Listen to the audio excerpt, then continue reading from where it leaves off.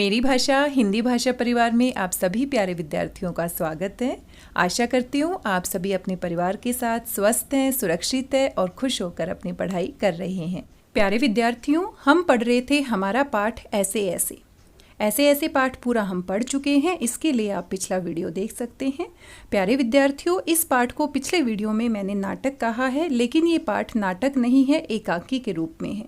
अब नाटक और एकांकी में क्या अंतर होता है, आइए सबसे पहले जानते हैं।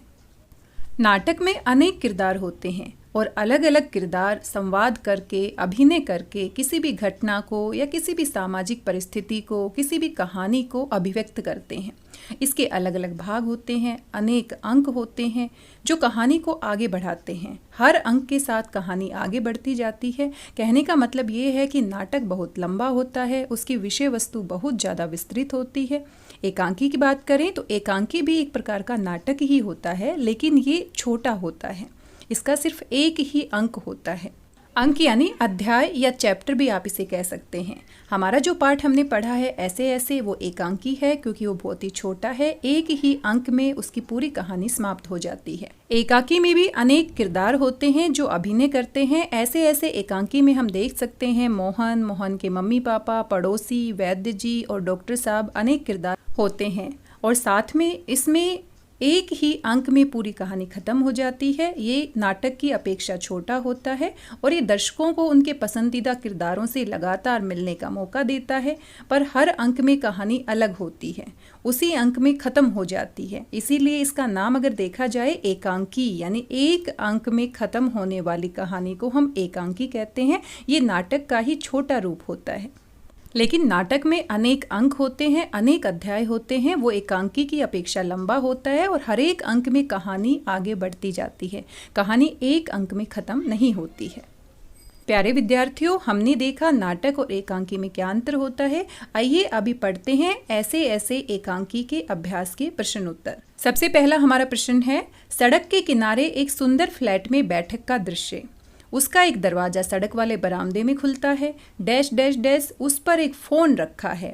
इस बैठक की पूरी तस्वीर बनाओ। जब हमारी एकांकी ऐसे ऐसे की शुरुआत होती है तो शुरू में ही बताया जाता है कि मोहन की बैठक में कौन कौन सा सामान दिखाई दे रहा है। मोहन तख्त पे लेटा हुआ है और पूरा दृश्य हमें बताया जाता है। पूरे दृश्य को पढ़ने के बाद जो तस्वीर हमारे मन में बनती है उसके बारे में आपने अपने शब्दों में बताना है। इस प्रश्न का उत्तर आप इस प्रकार से लिख सकते हैं। फर्श पर एक सुंदर कालीन बिछा है, एक तरफ सोफा रखा है, उसके सामने एक छोटी और डिजाइनदार मेज रखी है जिस पर फूलदान और अखबार और अन्य पत्रिकाएं रखी हुई हैं। सामने दीवार पर टेलीविजन लगा है। कोने में एक छोटी मेज है जिस पर एक टेलीफोन रखा है। कमरे की खिड़कियां और दरवाजे पर पर्दा लगा हुआ है। इस तरह से अपने शब्दों में आप मोहन के घर की बैठक का दृश्य बता सकते हैं, या फिर आप किसी और तरीके से बताना चाहते हैं तो वो भी आप अपने उत्तर में लिख सकते हैं। हमारा अगला प्रश्न है, माँ मोहन के ऐसे ऐसे कहने पर क्यों घबरा रही थी। माँ ने जब देखा मोहन बार बार कह रहा है कि पेट में ऐसे ऐसे हो रहा है तो माँ घबरा जाती है। माँ को लगता है कहीं कोई नई बीमारी तो नहीं हो गई, ये कौन सी बीमारी है जिसमें ऐसे ऐसे होता है। इस बात से माँ बड़ी परेशान हो जाती है और साथ में घबरा भी जाती है। मोहन बार बार पेट पर हाथ रखकर जोर जोर से करा रहा था और ऐसे ऐसे कह रहा था, इसीलिए माँ काफ़ी घबरा जाती है। अगला हमारा प्रश्न है, ऐसे कौन कौन से बहाने होते हैं जिन्हें मास्टर जी एक ही बार में सुनकर समझ जाते हैं। ऐसे कुछ बहानों के बारे में लिखो। प्यारे विद्यार्थियों, ये तो बड़ा मज़ेदार प्रश्न है और ऐसे बहाने आपने ज़रूर बनाए होंगे। मैंने भी अपने बचपन में काफ़ी बहाने बनाए हैं, तो इसका उत्तर तो आप बड़े आराम से लिख सकते हैं कि कौन कौन से बहाने आप बनाते हैं और टीचर उनको पकड़ भी लेते हैं। कुछ ऐसे बहाने हैं जो हर बच्चा बनाता है और टीचर पकड़ भी लेता है। जैसे कि कभी कभी हम कहते हैं पेट में दर्द हो रहा है, सिर में दर्द हो रहा है, या बुखार का बहाना बना लेते हैं, या मम्मी पापा के साथ कहीं जाना है, या फिर किसी काम के लिए जाना है, या शादी में जाना है। इस तरह के बहाने बनाकर बच्चे टीचर्स से सहानुभूति लेना चाहते हैं। अगर उन्होंने काम नहीं किया है, उनको लगता है मास्टर जी या टीचर जी हमें डांटेंगे नहीं, लेकिन टीचर जी ज़्यादा अनुभवी होते हैं, उनको ज़्यादा एक्सपीरियंस होता है और छोटे बच्चों के ये जो बहाने होते हैं उनको वो जल्दी ही पकड़ भी लेते हैं। और छोटे बच्चों का सबसे फेवरेट जो बहाना है वो ये होता है कि मैंने काम तो पूरा कर लिया है, लेकिन आज कॉपी घर पर ही भूल आया हूँ। लेकिन प्यारे बच्चों, जब हम अपना काम पूरा कर लेते हैं तो ऐसा हो ही नहीं सकता कि हम अपनी कॉपी घर पर भूल जाएं, क्योंकि हमें तो बहुत जल्दी लगी होती है कि जल्दी से हम स्कूल जाएं और जल्दी से अपना काम टीचर को दिखाएं। तो बहाना हम कब बनाते हैं? जब सचमुच में हमारा काम पूरा नहीं होता है। तो जब भी आप अपने टीचर से बहाना बनाने के बारे में सोचें तो मेरी बात ज़रूर याद रखिएगा कि टीचर आपसे बड़े हैं, उनको ज़्यादा एक्सपीरियंस है। तो जो झूठे बहाने होते हैं ना प्यारे बच्चों, वो बड़ी जल्दी से पकड़ में भी आ जाते हैं। और जब हम झूठ बोलते हैं तो हमारे चेहरे के जो एक्सप्रेशंस हैं, जो हाव भाव हैं, वो भी कुछ अलग ही होते हैं। कुछ हमारे प्रश्न अनुमान और कल्पना से दिए गए हैं, आइए इनको भी देख लेते हैं। स्कूल के काम से बचने के लिए मोहन ने कई बार पेट में ऐसे ऐसे होने के बहाने बनाए। मान लो एक बार उसे सचमुच पेट में दर्द हो गया और उसकी बातों पर लोगों ने विश्वास नहीं किया, तब मोहन पर क्या बीती होगी। प्यारे बच्चों, कई बार ऐसा भी होता है कि हम बहाने बनाते हैं और सचमुच में ही जो हमारा बहाना होता है वो सच हो जाता है। मान लीजिए मोहन के पेट में सचमुच में ही दर्द हो जाता, मम्मी पापा उसकी बात का विश्वास नहीं करते, क्योंकि उनको लगता मोहन तो इस तरह के बहाने पहले भी बनाता रहा है। इसीलिए फिर मोहन काफ़ी परेशान हो जाता, मोहन को तकलीफ होती क्योंकि उसकी बात पर कोई विश्वास नहीं कर रहा है। और ऐसी एक कहानी भी हमने सुनी है जिसमें एक गडरिया होता है और वो शेर आया चिल्लाता है, लेकिन जब वास्तव में शेर आता है तो कोई उसकी मदद करने के लिए तैयार नहीं होता है। इस प्रश्न का उत्तर हम इस प्रकार से लिख सकते हैं, मोहन ने कई बार पेट दर्द का बहाना बनाया, लेकिन जब एक बार सचमुच उसके पेट में दर्द हो गया और लोगों ने उसकी बात पर विश्वास नहीं किया तो मोहन को अपने झूठ बोलने पर पछतावा हुआ होगा, साथ ही उसे बहुत दुख भी हुआ होगा और उसने मन ही मन सोचा होगा कि आगे से वह इस प्रकार का कोई बहाना नहीं बनाएगा और मोहन को अपनी गलती का एहसास हो गया होगा। हमारा अगला प्रश्न है, पाठ में आए वाक्य लोचा लोचा फिरे है के बदले ढीला ढाला हो गया है या बहुत कमजोर हो गया है लिखा जा सकता है, लेकिन लेखक ने संवाद में विशेषता लाने के लिए बोलियों के रंग ढंग का उपयोग किया है। इस पाठ में इस तरह की अन्य पंक्तियां भी हैं, जैसे इतनी नई नई बीमारियां निकली हैं, राम मारी बीमारियों ने तंग कर दिया, तेरे पेट में तो बहुत बड़ी दाढ़ी है। ये सभी वाक्य हमने अपनी एकांकी में पढ़े हैं। अनुमान लगाओ इन पंक्तियों को दूसरे ढंग से कैसे लिखा जा सकता है। अगर इन्हीं पंक्तियों को हम दूसरे तरीके से लिखना चाहें तो आप कैसे लिखना चाहेंगे, इसके बारे में आप सोचिए। इन पंक्तियों को हम इस प्रकार से भी लिख सकते हैं, जैसे कि इतनी नई नई बीमारियां निकली है, इसकी जगह पर हम लिख सकते हैं इतनी नई नई बीमारियां हो रही हैं, या आजकल कई बीमारियां हो रही हैं।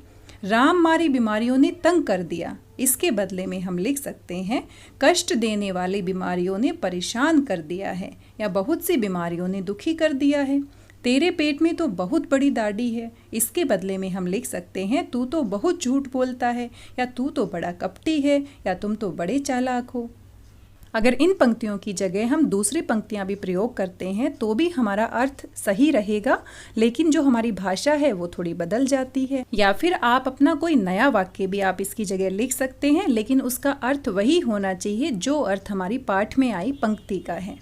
अगला हमारा प्रश्न है, मान लो कि तुम मोहन की तबीयत पूछने जाते हो। तुम अपने और मोहन के बीच की बातचीत को संवाद के रूप में लिखो।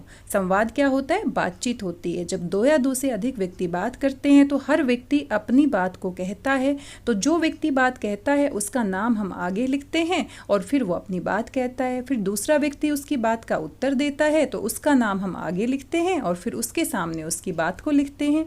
जैसा कि हमने अपनी एकांकी में देखा, हर व्यक्ति के नाम के आगे उसकी बात को हमने लिखा है कि वो क्या कह रहा है। इसी शैली को हम क्या कहते हैं? संवाद शैली, यानी बातचीत करने की शैली। प्यारे विद्यार्थियों, इसका उत्तर तो आप बड़े अच्छे से लिख सकते हैं कि जब आप मोहन के पास उसकी तबीयत के बारे में पूछने जाएंगे तो कौन कौन सी बात पूछेंगे। इस तरह से आप एक उदाहरण देख सकते हैं। अगर मैं जाती हूँ तो मैं कहूँगी, मोहन क्या बात है, तुम लेटे क्यों हो? फिर मोहन उत्तर देगा, मेरे पेट में कुछ ऐसे ऐसे हो रहा है। फिर मैं फिर से पूछूंगी, ये ऐसे ऐसे क्या होता है? मोहन करहा कर, यहाँ पेट में बहुत दर्द हो रहा है, उठकर बैठा नहीं जा रहा है। फिर से मैं पूछूंगी, ये ऐसे ऐसे कब से हो रहा है? मोहन फिर से जवाब देगा, आज दोपहर से अचानक शुरू हो गया था। तुमने कोई दवा ली या नहीं ली? और इसी प्रकार से हम अपनी बातचीत को और आगे बढ़ा सकते हैं।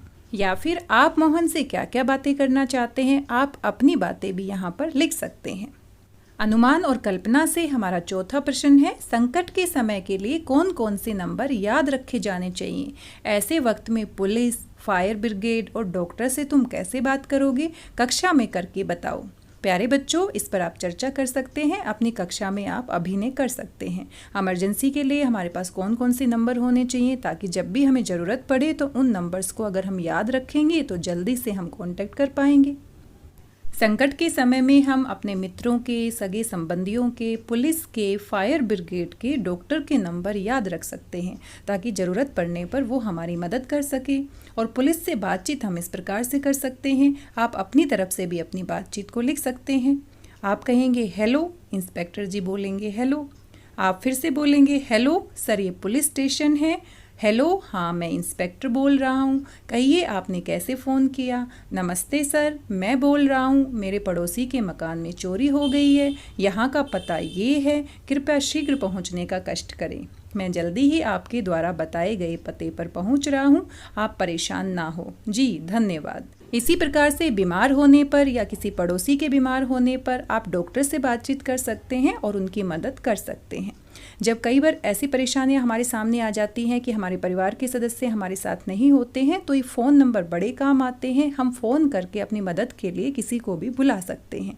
तो प्यारे बच्चों, हमें इनके नंबर ज़रूर याद होने चाहिए और मैं आशा करती हूँ कि आप सभी को इन सभी के नंबर ज़रूर याद होंगे, ताकि किसी मुसीबत में, किसी परेशानी में आप अपने आप को अकेला महसूस ना करें, बल्कि फ़ोन कर कर इनसे मदद ले सकते हैं।